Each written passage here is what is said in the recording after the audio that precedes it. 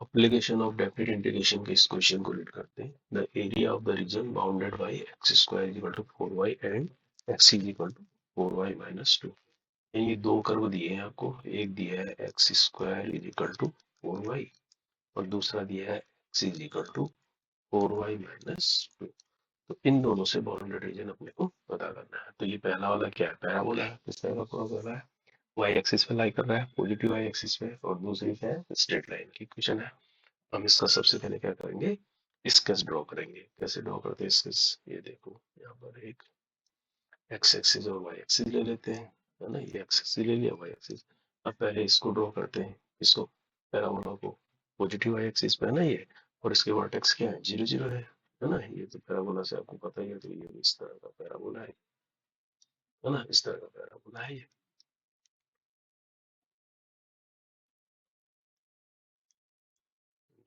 इस तरह का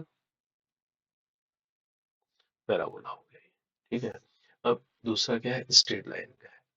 अब इसके कोऑर्डिनेट आपको पता है, वर्टेक्स से 0 0 है।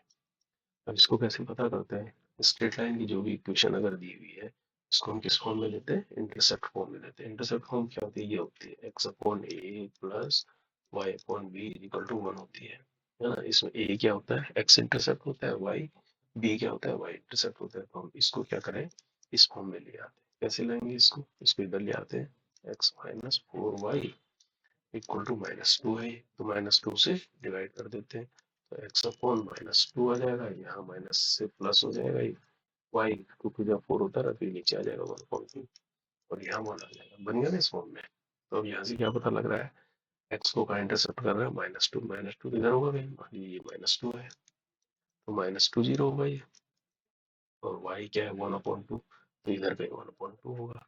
इसका मतलब हमें ये पता लगे कि लाइन जो है कैसे जा रही है, ऐसे जा रही है, ऐसे जा रही है, इस पैराबोला को ऐसे काट रही है, समझ रहे हो।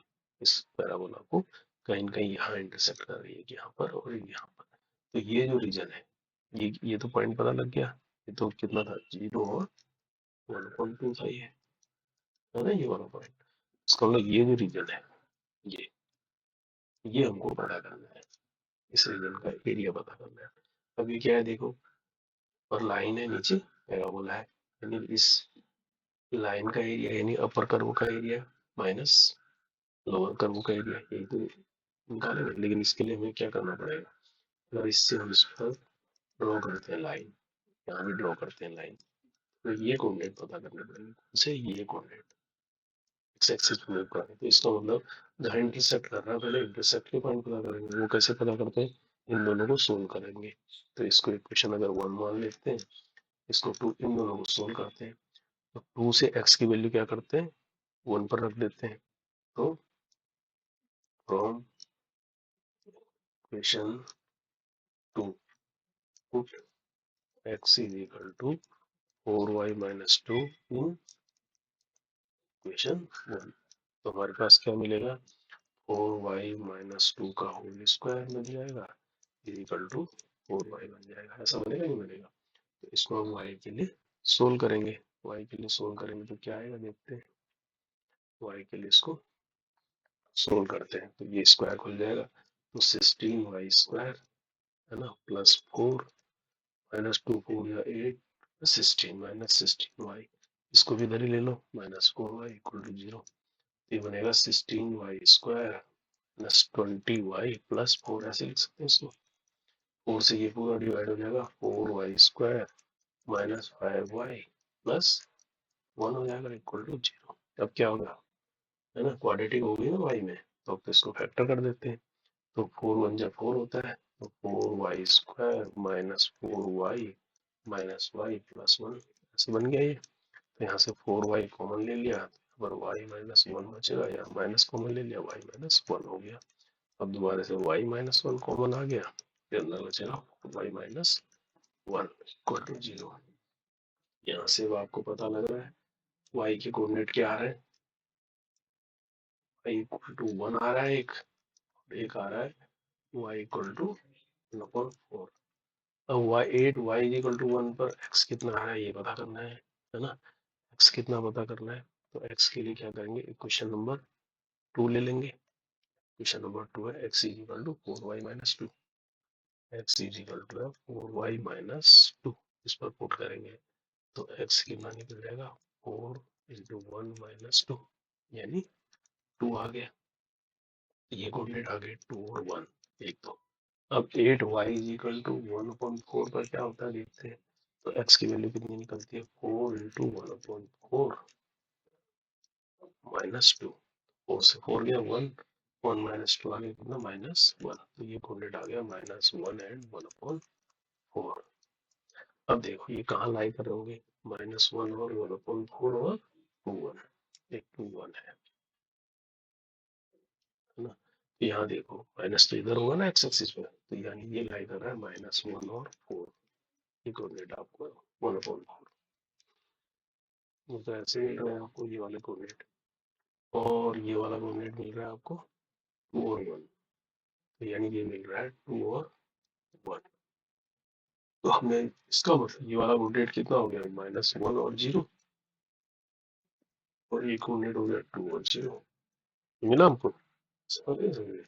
इसका मतलब ये जो लाइन है ना, ये कहाँ से मूव कर रही है -1 से लेकर 2 तक, पैराबोला भी तय कर रहा है -1 से लेकर 2 तक, तो इनका रिक्वायर्ड एरिया जो है, अब अगर रिक्वायर्ड एरिया निकालेंगे, रिक्वायर्ड एरिया जो हमको चाहिए वो क्या होता है अपर कर्व क्या लाइन है ना, लाइन का एरिया, और कहाँ मूव कर रहा है एक्स एक्सिस में मूव कर रहा है, तो ये होगा वाई डी एक्स, इसका लाइन का लिमिट क्या होगी -1 से लेकर 2 तक, और माइनस होगा क्या वाई डी एक्स ही होगा ये भी, और -1 से लेकर 2 तक किसका होगा, लेकिन पैराबोला का,